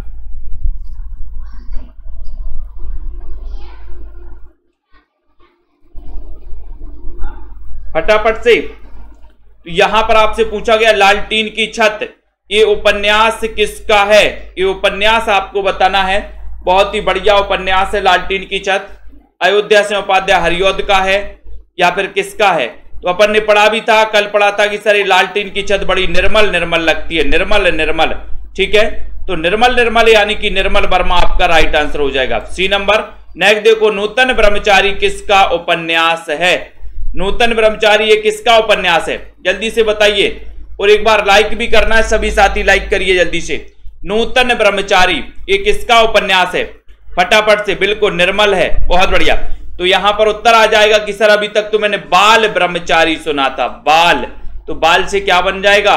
बाल कृष्ण भट्ट, जिनका जन्म 1844 में हुआ था। ठीक है, हिंदी प्रदीप जो कि 1877 में दोस्तों ये प्रकाशित हुआ था, और आपको पता है कि इसके संपादक थे बालकृष्ण भट्ट जी। नेक्स्ट है, बंबई के मजदूर संगठनों के जीवन संघर्ष पर आधारित दोस्तों उपन्यास कौन सा है? बंबई के मजदूर संगठनों के जीवन संघर्ष पर आधारित उपन्यास कौन सा है? भागवती है क्या, देवरानी जेठानी की कहानी, आबा, या फिर इनमें से कोई नहीं? अच्छा क्वेश्चन है, प्रश्न क्रमांक 52 नंबर का है। सभी लोग लाइक जरूर करें। रतिपाल जी, लखविंदर जी, बंबई के मजदूर संगठनों के जीवन संघर्ष पर आधारित उपन्यास कौन सा है? 52 नंबर का क्वेश्चन है, और 52 नंबर में आपने उत्तर बताया है कि सर वो उपन्यास है, अनीता जी बिल्कुल राइट, आंबा। और आंबा किसका उपन्यास है ये आपको ही बताना है। ये सी नंबर आपका बिल्कुल सही है। ठीक है, देवरानी जेठानी की कहानी ये तो अपन ने पढ़ी है, गौरी दत्त का है। भाग्यवती श्रद्धाराम फिल्लोरी का है। लेकिन आबा आपको बताना है कि आबा किसका उपन्यास है, जो कि बंबई के मजदूर संगठनों के जीवन संघर्ष पर आधारित है। आबा की बताना है। जिंदा मुहावरे ये उपन्यास किसका है? 53 नंबर का क्वेश्चन, जिंदा मुहावरे। छोटे लाल यादव जी बताइए, जो भी हमारे साथी टीजीटी पीजीटी आदि एग्जाम की तैयारी कर रहे हैं, जिंदा मुहावरे उपन्यास किसका है? 53 नंबर का क्वेश्चन है और बहुत ही बढ़िया क्वेश्चन आपसे पूछा गया है दोस्तों। नासिरा शर्मा, राही मासूम रजा, अलका सराबगी, फणीसुनाथ रेणु। 53 नंबर के क्वेश्चन में आपको चयन करना है जिंदा मुहावरे। बताइए, बहुत बढ़िया। चित्रा मुदगल का है, वेरी गुड। सभी लोगों ने बताया है कि आबा का चित्र बनाना है, शशि त्रिपाठी जी, बहुत बढ़िया। तो जिंदा मुहावरे ये किसका उपन्यास है? 53 नंबर के क्वेश्चन में आपसे पूछा गया और आपने उतार दिया कि सर जिंदा मुहावरे का तो कोई सिरा ही नहीं है, यानी कि ना सिरा। तो ये नंबर टिक लगा दें। जनता जनार्दन कहां जा रही है? एक ही तरफ, बहुत बढ़िया। नेक्स्ट देखो, मनोविश्लेषणवादी कथाकार नहीं है तो कौन नहीं है? 54 नंबर का क्वेश्चन बताना है, फटाफट से बताइए। यहां पर 54 नंबर में किसकी सरकार बना रहे आप लोग? कहां जा रही जनता जनार्दन की वोट? मनोविश्लेषणवादी कथाकार कौन नहीं है, एक क्वेश्चन पूछा गया। बीनू सरोज जी, नोटा दबाना है, नोटा। नोटा में बताइए किसको दबाना है? नोटा, नोटा का बटन। बिल्कुल, जितना कठिन संघर्ष होगा जीत उतनी ही शानदार होगी, बिल्कुल सही है। मायाराम जी, मोहित जी, सभी लोग बताएं। और यहां पर आपने बताया कि सर जैनेन्द्र तो हैं, ईलाचंद जोशी भी हैं, अज्ञेय भी हैं। नोटा दबाना है तो बोले सर ये नोटा चतुर में लगा दो, चतुर व्यक्ति के लिए नोटा। ठीक है, तो जनता जनार्दन ने वोट किया है बी नंबर में और बिल्कुल सही आंसर आ गया है, बहुत बढ़िया। अगला देखो, ज्ञान बोध के रचनाकार कौन है? ज्ञान बोध बताना है, ज्ञान बोध के रचनाकार कौन है? बहुत ही बढ़िया क्वेश्चन है। 55 नंबर का क्वेश्चन है और बचपन से लेकर 55 तक ज्ञान बोध के रचनाकार कौन है? बहुत सारी जनता जनार्दन यहां पर फेल होगी 55 नंबर के क्वेश्चन में। बताएं पुष्पा मौर्य जी, क्या हो जाएगा यहां पर सही आंसर? हरिओम जी, ज्ञान बोध के रचनाकार बताना है आपको, कौन माने जाते हैं ज्ञान बोध के? मुस्कान वर्मा जी, और बहुत सारे लोगों ने सही आंसर लगा दिया, यहां पर राइट आंसर लगा दिया मलूक दास, बहुत बढ़िया। यानी कि आपका जो मलूक दास है वो बिल्कुल सही है। ज्ञान का बोध हो गया मलूक दास को, ज्ञान का बोध किसको हो गया? मलूक दास को हो गया। B number correct. नीमा किस कवि की माता का नाम है? नीमा किस कवि की माता का नाम है? रहीम दास की, सूरदास की, कबीर दास की, या फिर मलूक दास की? 56 नंबर के क्वेश्चन में आपको उत्तर बताना है, नीमा किस कवि की माता का नाम है? प्रश्न है 56 नंबर और बहुत ही बढ़िया आपसे प्रश्न पूछा गया। लाइक कर दो हमारे सभी साथी। नीमा बताया आपने, 56 नंबर में राइट आंसर बता दिया कबीर। अब कबीर की बात आई है तो इनका जन्म भी बता दो और इनकी रचनाएं भी बता दो। सी नंबर, कबीरदास का जन्म कब हुआ था? नेक्स्ट, निरंजनी संप्रदाय के प्रवर्तक कवि कौन है? 57 नंबर का क्वेश्चन है। मुकनद जी, लखविंदर जी बताइए, आशा जी, निरंजनी संप्रदाय के प्रवर्तक कौन माने जाते हैं? हुसैन जी, रिंकू जी, आनंद जी, निरंजनी संप्रदाय के प्रवर्तक कौन है? दादू दयाल हैं, हरिदास हैं, गरीबदास हैं, सुंदरदास हैं, कौन माने जाते हैं? लाइक करते हुए शेयर जरूर करना है। नाविक जी, सिमरपाल जी, परविंदर दारसू जी, लाइक करिए, मित्रों को शेयर भी कर दीजिए हमारे साथी। 57 नंबर के क्वेश्चन में आपने जो उत्तर लगाया है वो लगाया हरिदास, हरिदास लगा दिया, बहुत बढ़िया। यानी कि आपका जो बी नंबर है हरिदास, ये बिल्कुल सही है, हरिदास राइट आंसर। निरंजनी संप्रदाय के प्रवर्तक माने जाते हैं स्वामी हरिदास, इसे हरिदासी संप्रदाय भी कहा जाता है, बिल्कुल सही आंसर लगा दिया। आचार्य शुक्ल ने सूफी काव्य की प्रथम रचना किसे माना है?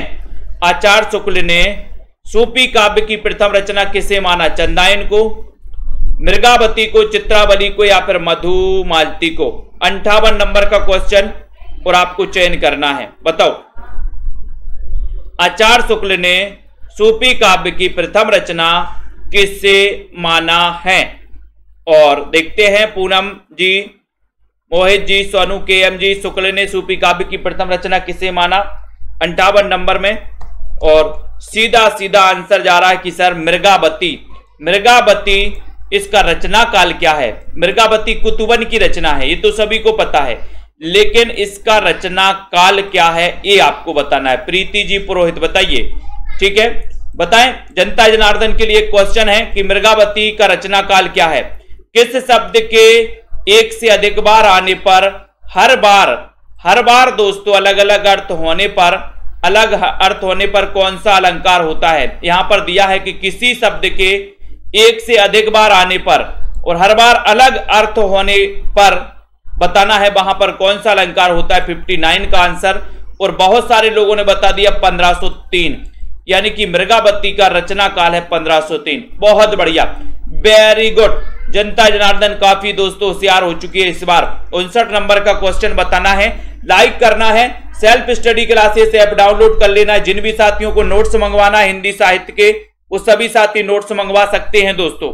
यहां पर क्वेश्चन बढ़िया सा पूछा गया है आपसे और बढ़िया सा उत्तर भी आने चाहिए आपका। 59 नंबर के क्वेश्चन में आपने बताया यमक अलंकार, यानी कि वी नंबर लगा दिया। बहुत बढ़िया, बी नंबर सभी ने लगा दिया। जब उपमेय उपमान में भिन्नता होने पर भी दोस्तों समानता स्थापित की जाए तब कौन सा अलंकार हो जाता है? उपमेय और उपमान में भी दोस्तों भिन्नता होते हुए भी समानता स्थापित की जाए तब कौन सा अलंकार होता है? 60 नंबर मैंने आपसे बोला था, सभी से क्या बोला था कि अलंकारों की परिभाषाएं याद करिए। देखते हैं किस किस ने की है। 60 नंबर के क्वेश्चन में कौन कौन सफल हो पाता है इस प्रश्न को लेकर के बताओ। उपमेय और दोस्तों उपमान में भिन्नता होने पर भी समानता स्थापित की जाए तब वहां कौन सा अलंकार होता है? 60 नंबर का क्वेश्चन है। अच्छा क्वेश्चन है। पूजा देवी जी, मोहित जी बताइए, नीतू सोलंकी जी। और ऐसे कितने साथी हैं जिनको एडमिशन लेना है? 1200 में 12 महीने, 1200 में 12 महीने दोस्तों की वैलिडिटी के साथ निरंतर अध्ययन कर सकते हो। हर संडे को टेस्ट होता है। साथ ही दोस्तों यहां पर आपके लिए बढ़िया सा 1200 में 12 महीने 15 अप्रैल से न्यू बैच स्टार्ट है। 10 तारीख तक ये ऑफर है, 10 अप्रैल तक, ठीक है। तो यहां पर आपने उत्तर लगा दिया है रूपक अलंकार, यानी कि आपका जो बी नंबर है वो बिल्कुल सही है। सरोज सीबी जी, अनुराग जी, पृथ्वीराज की आंखें शीर्षक नाटक के रचयिता कौन है? 61 नंबर का क्वेश्चन है। अनिल कुमार जी बताइए, गुरप्रीत जी, आशा जी, जसवीर जी, पृथ्वीराज की आंखें शीर्षक नाटक के रचयिता कौन है? 61 नंबर में बताना है। आनंद जी बिल्कुल संपर्क कर सकते हो, जिनको भी नोट्स मंगवाना है वो नोट्स मंगवा सकते हैं। जिनको भी कोर्स में एडमिशन लेना है लाइव कोर्स में वो ले सकते हैं, जहां पर लाइव क्लासें भी मिलती हैं, रिकॉर्डेड कोर्स भी मिलता है, टॉपिक बाय टेस्ट भी मिलते हैं, हर संडे को टेस्ट भी होता है, ठीक है। ट्रिकी वीडियो भी मिलते हैं दोस्तों, डाउट्स वाले वीडियो भी मिलते हैं। पृथ्वीराज की आंखें शीर्षक नाटक के रचयिता कौन है? 61 नंबर के क्वेश्चन में आपसे पूछा गया और 61 नंबर में आपने उत्तर बता दिया है कि सर वो है राम कुमार वर्मा, यानी कि सी नंबर आपका बिल्कुल सही है। सी नंबर आपका राइट आंसर है। सर्वेश्वर दयाल सक्सेना की नाट्य कृति का नाम क्या है? बहुत अच्छा क्वेश्चन है। सर्वेश्वर दयाल सक्सेना की नाट्य कृति कौन सी है? रश्मि पाठक जी बताइए, आशा कुमावत जी, मनीषा जी, सीमा जी क्या हो जाएगा? सीमा जी, सीलू जी, पूनम जी, राजकुमारी जी। प्रश्न क्रमांक 62 नंबर का क्वेश्चन है। राशिद कुरैशी जी बताएं, सर्वेश्वर दयाल सक्सेना का नाटक बताना है, नाट्य रचना बताना है। वंदना सोनी, रिंकू वर्मा जी, सही आंसर यहां पर हो जाएगा तो क्या हो जाएगा? राइट आंसर बताया कि सर बकरी इनकी नाट्य रचना है और बकरी की क्या करना है अपन को? सर्वे करना है, सर्वे। बहुत बढ़िया, बिल्कुल राइट आंसर। नेक्स्ट है, हिंदू मुस्लिम एकता को प्रतिपादित करने वाला नाटक कौन सा है? बताओ, हिंदू मुस्लिम एकता को प्रतिपादित करने वाला नाटक आपको चयन करना है, नाटक आपको बताना है। अर्चना लोधी जी, बबीता जी, यदुवंशी बताइए राइट आंसर क्या है यहां पर? गुरप्रीत जी, सभी लोग बताएं। वीरेंद्र जी, गुंजा जी, सुप्रिया पटेल जी, 63 नंबर का क्वेश्चन है। अच्छा क्वेश्चन है, सभी लोग बताएंगे और सीधा यहां पर आंसर जा रहा है 63 का कि सर हिंदू मुस्लिम एकता को प्रतिपादित करने वाला जो नाटक है वो नाटक है रक्षाबंधन। रचनाकार कौन है रक्षाबंधन नाटक के? ये बी नंबर का क्वेश्चन पूछा गया आपसे। बी नंबर में आपको बताना है बताइए। नेक्स्ट है भारतेंदु हरिश्चंद्र का कौन सा दोस्तों नाटक छेमें स्वरकृत चंड कौशिक के आधार पर लिखा गया? चंड कौशिक के आधार पर कौन सा नाटक लिखा गया बताएं। 64 नंबर का क्वेश्चन है। पुष्पा जी, रेखा, ओम प्रकाश जी, सभी साथी जिनको भी नोट्स मंगवाना है दोस्तों वो जल्दी से नोट्स मंगवा सकते हैं अपने घर पर। बहुत ही बढ़िया तरीके से नोट्स बनाए गए हैं। भारतेंदु हरिश्चंद्र का वो नाटक कौन सा है जो छेमें स्वरकृत चंड कौशिक के आधार पर लिखा गया है? 64 नंबर में उत्तर बताना है, लाइक करना है, शेयर भी कर देना है। बलजीत जी, शिव कुमार जी, 64 नंबर का आंसर जा रहा है कि सर वो है सत्य हरिश्चंद्र। चंड कौशिक की दोस्तों छेमें स्वरकृत चंड कौशिक के आधार पर लिखा गया, ये सत्य हरिश्चंद्र है। ये नंबर आपका सही है। अभिव्यक्ति की स्वतंत्रता का प्रश्न सुरेंद्र वर्मा के किस नाटक में आया है? अच्छा क्वेश्चन है। अभिव्यक्ति की स्वतंत्रता का प्रश्न सुरेंद्र वर्मा के किस नाटक में आया है? इतना अच्छा क्वेश्चन पूछा गया। सूर्य की अंतिम किरण से सूर्य की पहली किरण तक, 8वां सर्ग, नायक खलनायक विदूषक, या फिर शकुंतला की अंगूठी। ये नाटक वर्मा जी के हैं, सुरेंद्र वर्मा जी के। किस नाटक में ये दोस्तों प्रश्न आया है ये आपको चयन करना है। सभी लोग बताएंगे, राइट आंसर क्लिक करना है। जनता जनार्दन देखते हैं कहां पर जाती है इस बार।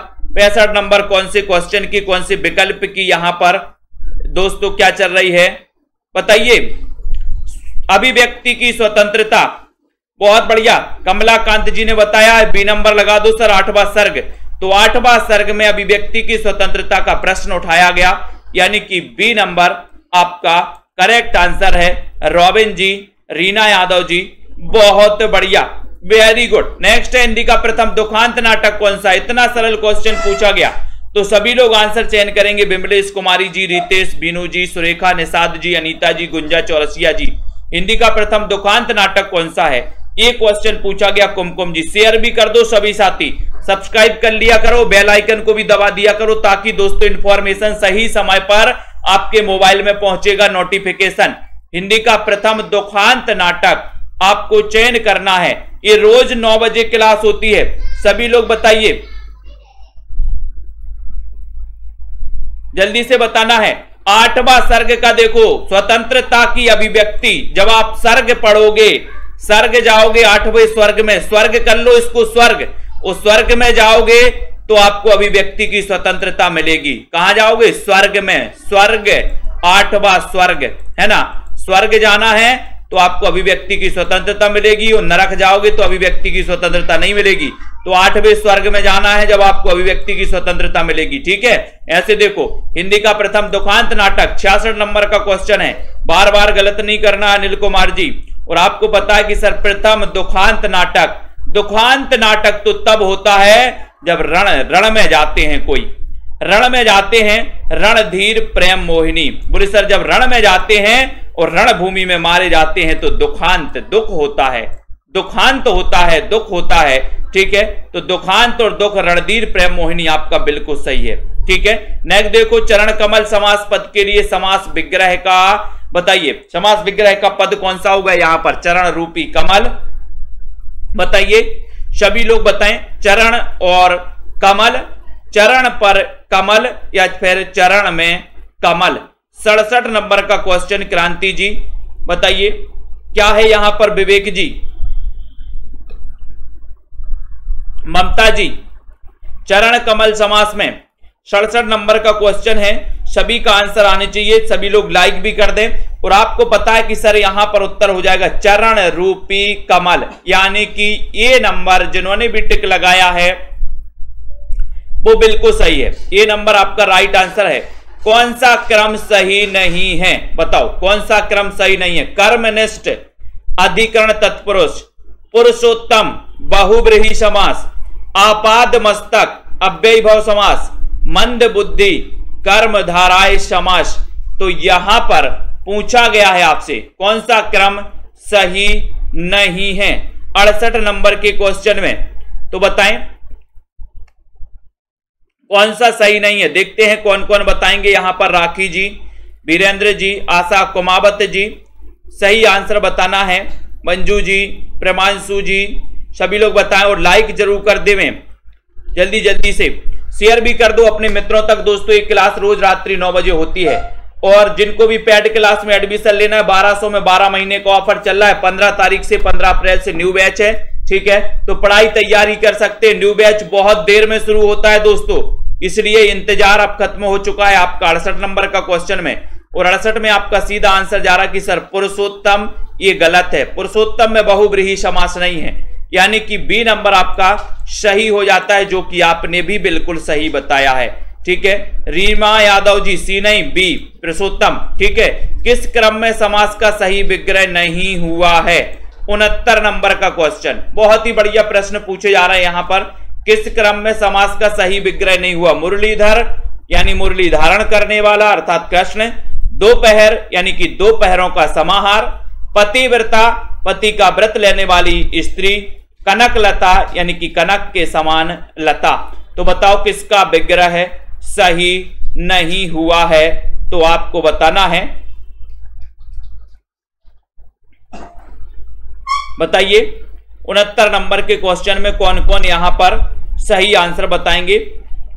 सही आंसर बताना है पूनम सैनी जी, रजनी जी,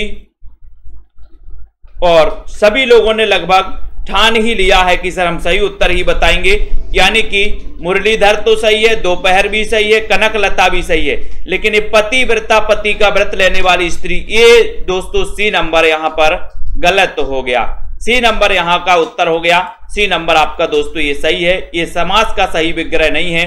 रस के कितने अंग होते हैं? रस के कितने अंग होते हैं बताओ। कमलाकांत जी, रस के अंग बताना है, 2, 4, 5 या फिर 6, बताइए कितने अंग होते हैं रस के? 2 होते हैं, 4 होते हैं, या फिर इंदु जी बताइए, संदीप विश्वकर्मा जी, सोनिया प्रजापति जी। रस आपने पढ़े हैं, भरत मुनि ने 8 रसों की चर्चा की है, जिनमें शांत रस नहीं माने दोस्तों, है ना।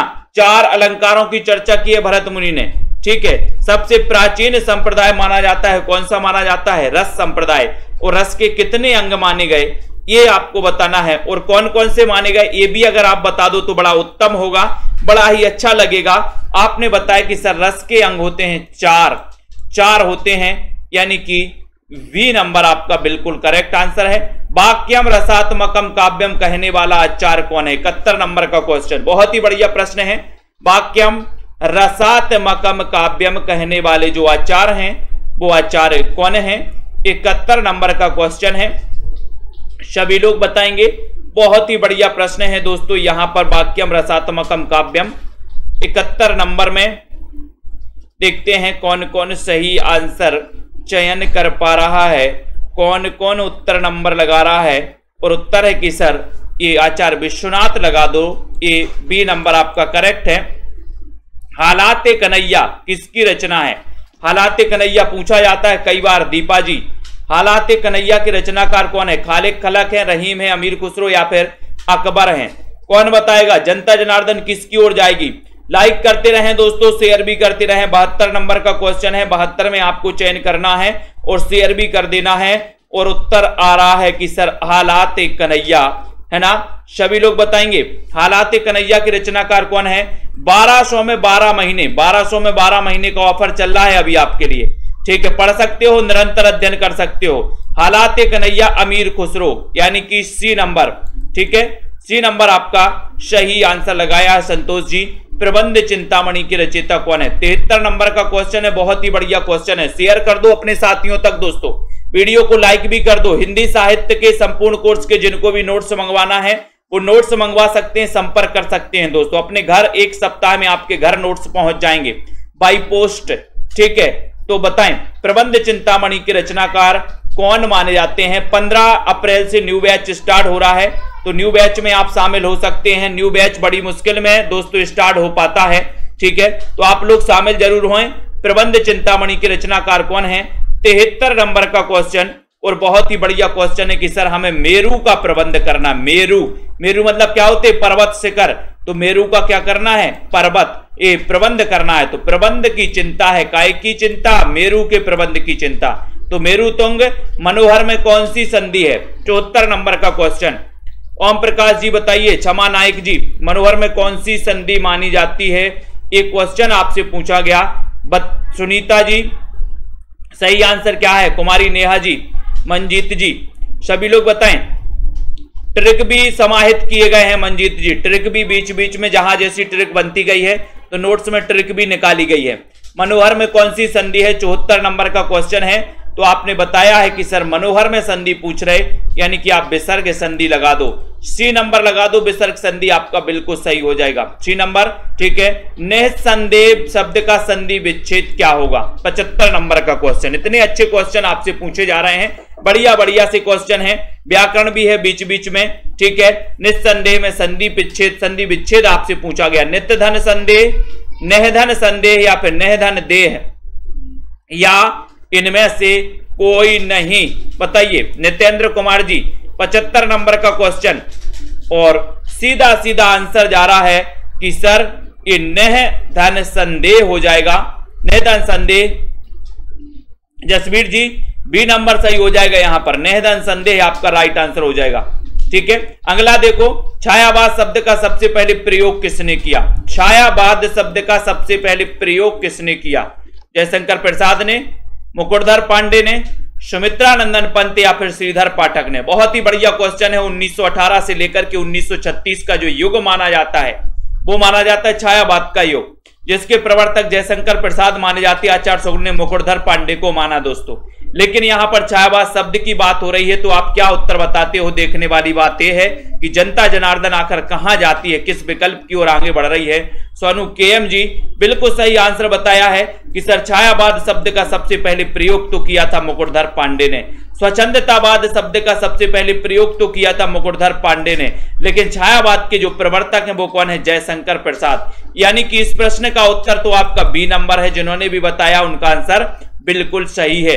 तुलसीदास किसकी रचना है दोस्तों? तुलसीदास एक खंड काव्य है और तुलसीदास एक कवि भी हैं, लेकिन यहां पर तुलसीदास रचना पूछी गई तो तुलसीदास ये बताइए किसकी रचना है?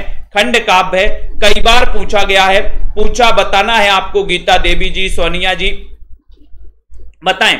77 नंबर के क्वेश्चन में लाइक करते हुए आगे बढ़ना है और तुलसीदास ये किसकी रचना है ये भी आपको बताना है। और सीधा सीधा आंसर आपका जा रहा है कि सर ये तुलसीदास बड़ा निराला कवि था, निराला कवि था। ये बी नंबर मैंने आपको बताया है कई बार कि तुलसीदास अपनी पत्नी रत्नावली से बहुत प्रेम करते थे दोस्तों, बहुत प्रेम करते थे, इतना प्रेम करते थे, इतना प्रेम करते थे कि जब इनकी पत्नी रत्नावली एक बार मायके गई तो तुलसीदास से रहा नहीं गया और एक दो दिन में मायके पीछे पीछे पहुंच गए। नदी चढ़ी थी दोस्तों, मुर्दा पर बैठकर नदी पार कर गए, रस्सी सांप को रस्सी समझकर दोस्तों इनके घर में चढ़ गए ऊपर। रत्नावली ने कहा कि इतना प्रेम करते हो आप हमसे, इतना प्रेम अगर भगवान श्री राम से करोगे तो भव सागर से तर जाओगे। तुलसीदास ने पता है क्या बोला? हद तेरी की, जिसके लिए मैंने नदी नहीं देखी, जिसके लिए मैंने सांप नहीं देखा, जिसके लिए मैंने अंधेरी रात नहीं देखी, वो ये बोल रही है। छोड़ छाड़ के तुलसीदास निकले और चित्रकूट के घाट पे भाई संतन की भीड़, तुलसीदास चंदन घसे तिलक देत रघुबीर।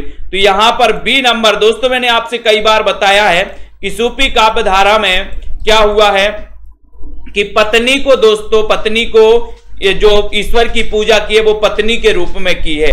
यानी कि जिस प्रकार से एक प्रेमी का प्रेमिका से, प्रेमिका का प्रेमी से दोस्तों मिलने का जो उत्सुकता होती है, जो दोस्तों उनकी वो होती है, उसी प्रकार से अगर भगवान के प्रति अगर आपकी उत्सुकता, आपकी श्रद्धा बढ़ जाए तो मैंने कहा था कि भगवान स्वयं आपके दोस्तों सामने खड़े हो जाएंगे। जैसे तुलसीदास जी की श्रद्धा, जितना प्रेम उन्होंने पत्नी से किया उससे ज्यादा प्रेम कहीं भगवान श्री राम के उसमें लगा दिया, तो भगवान खुद स्वयं आते हैं तिलक देने।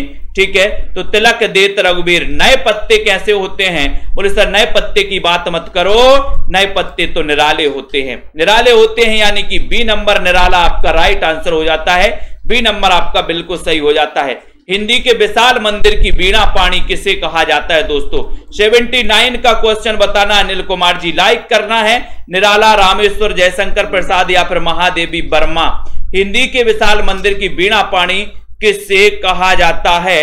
तो उत्तर चयन करना है और लाइक करना है, बिल्कुल धिक धिक ऐसे प्रेम को। बहुत बढ़िया, शेयर कर दीजिए जल्दी से। कमलाकांत जी, तनु जी, क्या हो जाएगा? जिन भी साथियों को नोट्स मंगवाना है, हिंदी साहित्य के नोट्स मंगवा सकते हैं, और जिन भी साथियों को लाइव कोर्स में एडमिशन लेना है वो 1200 में 12 महीने के इस लाइव कोर्स में एडमिशन ले सकते हैं, न्यू बैच में एडमिशन ले सकते हैं। हिंदी के विशाल मंदिर की बीड़ा पाणी महादेवी वर्मा को कहा जाता है, जिनका जन्म हुआ था 1907 में, जिनकी रचनाओं में निहार, नीरजा, रश्मि, सांदगीत, दीपशिखा और दोस्तों इनकी रचनाओं का संग्रह यामा। यामा के लिए इन्हें 1982 में ज्ञानपीठ पुरस्कार भी मिल जाता है दोस्तों। साथ ही सप्त परणा भी एक इनकी रचना है, किसकी? महादेवी वर्मा, जो कि छायावाद की 4 आधार स्तंभों में एक नाम इनका भी आता है, जिनकी एक रश्मि रचना है जो बौद्ध धर्म से प्रभावित मानी जाती है, और दोस्तों सबसे ज्यादा रहस्यवाद से प्रभावित मानी जाती है, तो वो कौन मानी जाती हैं? महादेवी वर्मा। ठीक है। हरी घास पर क्षण भर शीर्षक काव्य संकलन के रचनाकार कौन है? 80 नंबर का क्वेश्चन है, शेयर कर दो अपने साथियों तक। राखी जी, आराधना जी,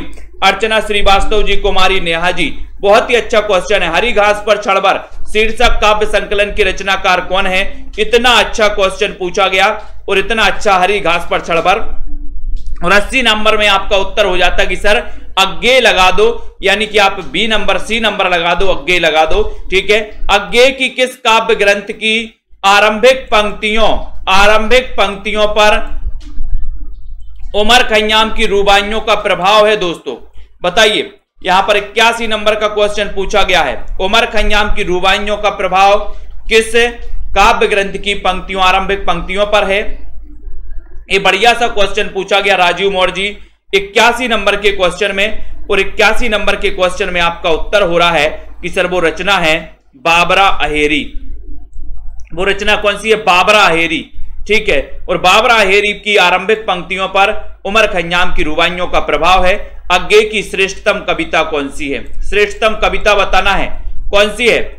बंचन के दुर्ग, असाध्य वीणा, मिट्टी की है, या फिर विश्वप्रिया? थोड़ा सा फटाफट से जल्दी से बताएंगे अज्ञे की श्रेष्ठतम कविता कौन सी है। 82 नंबर के क्वेश्चन में आपको चयन करना है और आपका उत्तर जा रहा है, बताइए सही आंसर क्या है? यहां पर उत्तर चला गया बी, असाध्य वीणा। असाध्य वीणा वी नंबर आपका। बहुत ही बढ़िया क्वेश्चन है। ठीक है। नीतू जी सोलंकी, कवियों का कवि किसे कहा जाता है? 83 नंबर का क्वेश्चन, कवियों का कवि किसे कहा जाता है? अज्ञे को, शमशेर, मुक्तिबोध या फिर निराला? कई बार इस क्वेश्चन को पढ़ चुके हैं। शमशेर बहादुर जी के बारे में सभी को पता है दोस्तों, और इन्हें क्या कहा जाता है? दिनेश कुमार जी कि सर कवियों का कवि कहा जाता है, तो वो कहा जाता है शमशेर बहादुर को। ठीक है। यानी कि आपका उत्तर बी नंबर बिल्कुल करेक्ट आंसर होता है, कवियों का कवि शमशेर बहादुर को कहा जाता है। बहुत बढ़िया, बिल्कुल सही है। रचना के आधार पर वाक्य कितने प्रकार के होते हैं? 84 नंबर का क्वेश्चन पूछा गया आपसे। आलोक सिंह जी बताइए, रचना के आधार पर वाक्य कितने प्रकार के होते हैं? बहुत ही बढ़िया तरीके से आपको चयन करना है, और सभी को पता है, मैंने आपको बताया था कि एक होता है अर्थ के आधार पर, ठीक है, और दोस्तों एक होता है रचना के आधार पर। अब आप कंफ्यूज हो जाते हो। ठीक है। क्या कहा जाता है? एक तो अर्थ के आधार पर पूछा जाता है और एक रचना के आधार पर पूछा जाता है। तो आप कंफ्यूज होते हो कि हम रचना के आधार पर बता रहे हैं या अर्थ के आधार पर बता रहे। तो मैं बहुत ही अच्छी ट्रिक आपको बता रहा हूं कि जब रचना के आधार पर पूछा जाए तो रचना में 3 वर्ण आते हैं, रा, चा और ना। ये 3 वर्ण आते हैं तो रचना के आधार पर 3 प्रकार के होते हैं दोस्तों, सरल, मिश्र और संयुक्त। ठीक है, 3 प्रकार के होते हैं। और अर्थ के आधार पर 8 प्रकार के होते हैं। आ से बनता है 8 और आ से बनता है अर्थ। ठीक है, आ से अर्थ और आ से 8। तो अर्थ के आधार पर 8 है और रचना के आधार पर 3। ठीक है, बढ़िया। ईश्वर आपको सफलता दे वाक्य है, बताओ संकेत वाक्य है, आज्ञावाचक वाक्य है, इच्छावाचक है या फिर निषेध वाचक है? 85 नंबर का क्वेश्चन है। अजित जी बताइए सही आंसर यहां पर क्या जा रहा है?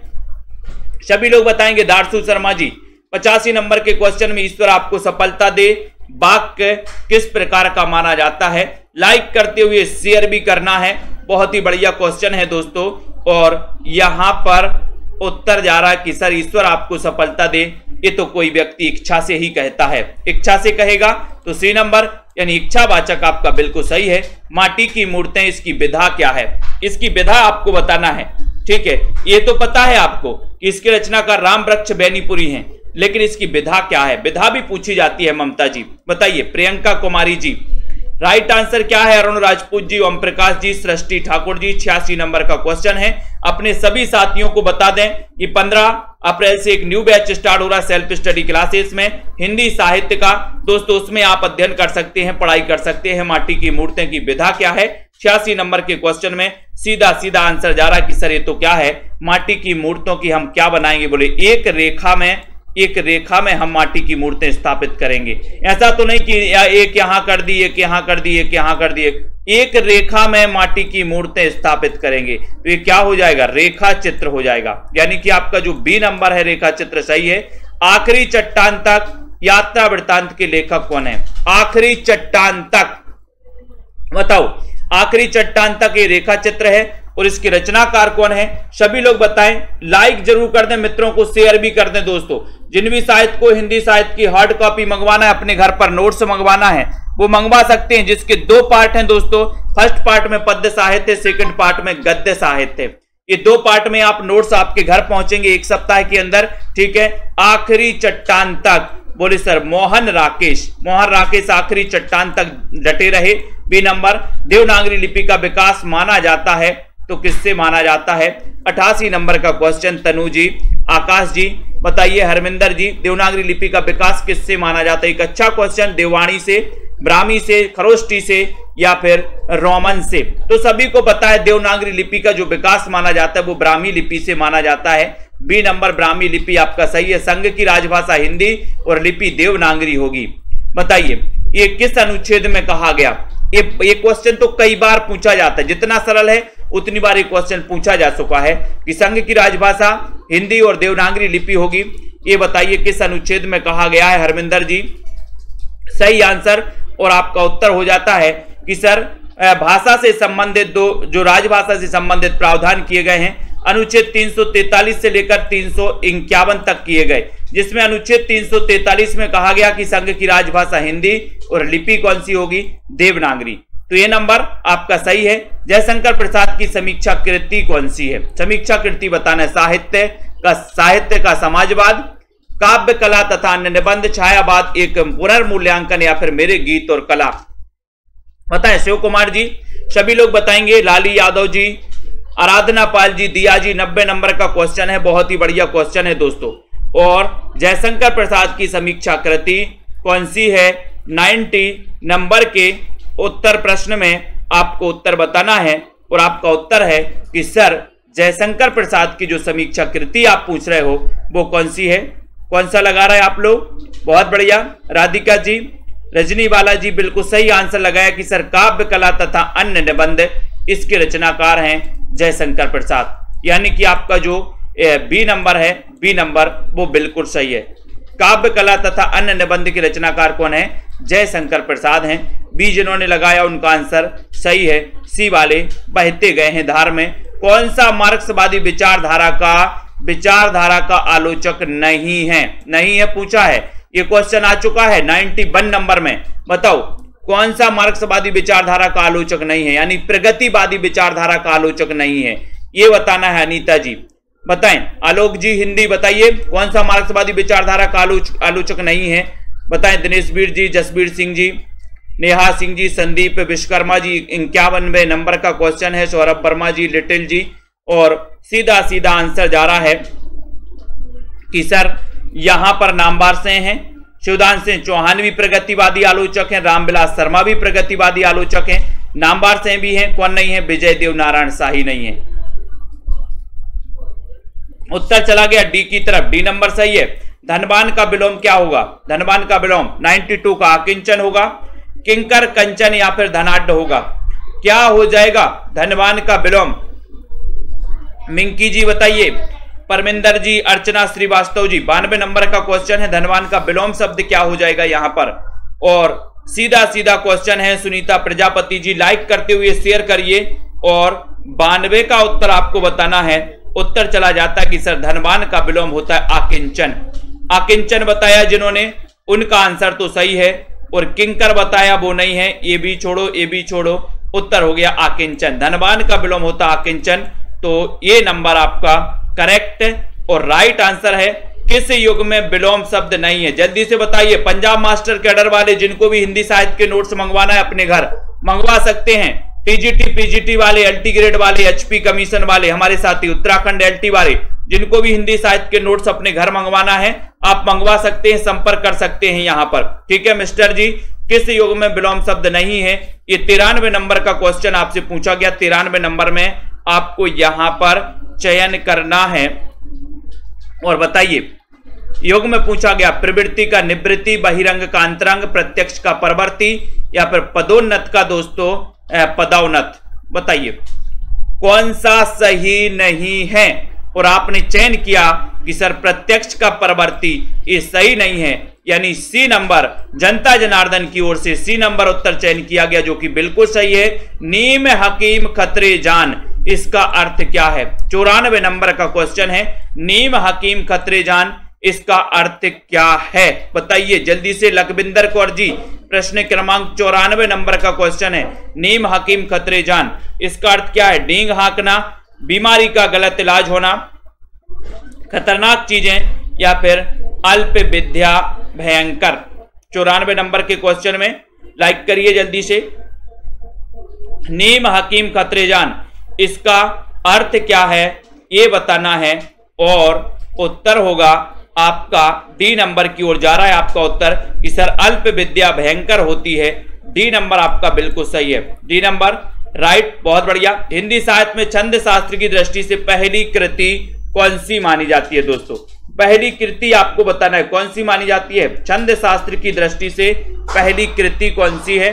छंदमाला है, छंदोर्णव है, छंदसार है या फिर छंद विचार है? तो 95 का नंबर और बिल्कुल सही आंसर यहां पर पूछा गया है। बताएं सभी लोगों का उत्तर आ रहा है कि सर ये छंद शास्त्र की दृष्टि से पहली जो कृति है वो कृति है अनुराग जी, वो कृति है कौन सी? छंदमाला। छंदमाला यानी कि ए नंबर आपका करेक्ट है, ए नंबर आपका सही आंसर है। ठीक है, छंदमाला ये दोस्तों छंद शास्त्र की दृष्टि से पहली कृति मानी जाती है। ठीक है, चौपाई छंद में मात्राओं की संख्या कितनी होती है? 96 नंबर सही आंसर है। यही चौपाई अपभ्रंश में 15 मात्राओं का छंद होता है दोस्तों अपभ्रंश में, और यही चौपाई हिंदी में कितनी मात्राओं का होता है ये आपसे पूछा गया है। बताओ चौपाई यानी 4 पाई, और 4 पाई को स्क्वायर कर दो तो कितना हो जाएगा? 16 हो जाएगा, 16। 4 पाई को स्क्वायर कर दो 16 हो जाएगा, यानी कि यहां पर आपका उत्तर सी नंबर सही हो जाएगा 16। ठीक है, नेक्स्ट सिंहावलोकन आत्मकथा के लेखक कौन है? सिंहावलोकन ये किसकी आत्मकथा है? यशपाल, शेठ गोविंदास, चतुर्सेन शास्त्री, शांति प्रिय द्विवेदी। सिंहावलोकन आत्मकथा के लेखक कौन है? 97 नंबर का क्वेश्चन है। इतना बढ़िया सा क्वेश्चन पूछा गया है सुशील जी। 97 नंबर के क्वेश्चन में सीधा सीधा आंसर जा रहा कि सर सिंह, सिंह का क्या होता है? यश होता है। जंगल में सिंह का क्या होता है? यश, और सिंह से सिंहावलोकन यश होता है, तो यशपाल लगा दो यानी ए नंबर लगा दो, बिल्कुल सही है। मेरी असफलताएं आत्मकथा किसकी है? मेरी असफलताएं वियोगी हरि, बाबू गुलाब राय, यशपाल या फिर महात्मा गांधी? बोले सर गुलाब से रिलेटेड मेरी असफलताएं बहुत हैं, मेरी असफलताएं बहुत हैं, गुलाब है ना, तो याद करो यहां पर बिल्कुल सही है। बहुत बढ़िया क्वेश्चन है, जल्दी से बताना है आपको। मेरी असफलताएं आत्मकथा किसकी है? 98 का बाबू गुलाब राय, यानी बी नंबर बाबू गुलाब राय आपका सही है। अकाल पुरुष गांधी किसने इस जीवनी की रचना की है? अकाल पुरुष गांधी के रचनाकार कौन है? ये जीवनी की रचना किसने की है ये आपको बताना है। दोस्तों हम आपको बता दें कि जिन भी साथियों को एडमिशन लेना हो, निरंतर अध्ययन करना है, विस्तृत पढ़ना है, टॉपिक वाइज टेस्ट लगाना है, ट्रिक से पढ़ना है, तो 1200 में 12 महीने के इस कोर्स में आप एडमिशन ले सकते हैं। 10 अप्रैल तक ये ऑफर है, 15 अप्रैल से न्यू बैच स्टार्ट होगा। ठीक है, उसमें आप दोस्तों पढ़ सकते हैं। शुरुआत से हिंदी भाषा से आपको पढ़ाया जाएगा, देवनागरी लिपि और उसके आगे के टॉपिक। तो अकाल पुरुष गांधी इसके जो लेखक हैं वो लेखक हैं कौन है? जैनेन्द्र कुमार, बी नंबर, बहुत बढ़िया। तुलसीदास चंदन घिसें इसके लेखक कौन है? 100 नंबर का क्वेश्चन है। तुलसीदास चंदन घिसें इसके लेखक कौन माने जाते हैं? अनीता जी बताएं। विद्यानिवास मिश्र हैं, हरिशंकर परसाई हैं, कुबेर नाथ हैं या फिर इनमें से कोई नहीं? अनुज जी, बीना तिवारी जी बताइए, सरोज मंजू जी, रंजीत जी, छोटे लाल यादव जी। तुलसीदास चंदन घिसें इसके लेखक कौन है? और बहुत ही बढ़िया क्वेश्चन है और देखते हैं कौन कौन बता रहा है। तुलसीदास चंदन घिसें, बहुत सारे लोग गलत बताएंगे यहां पर, लेकिन बहुत सारे लोगों ने सही बताया है कि सर ये हरिशंकर परसाई हैं, यानी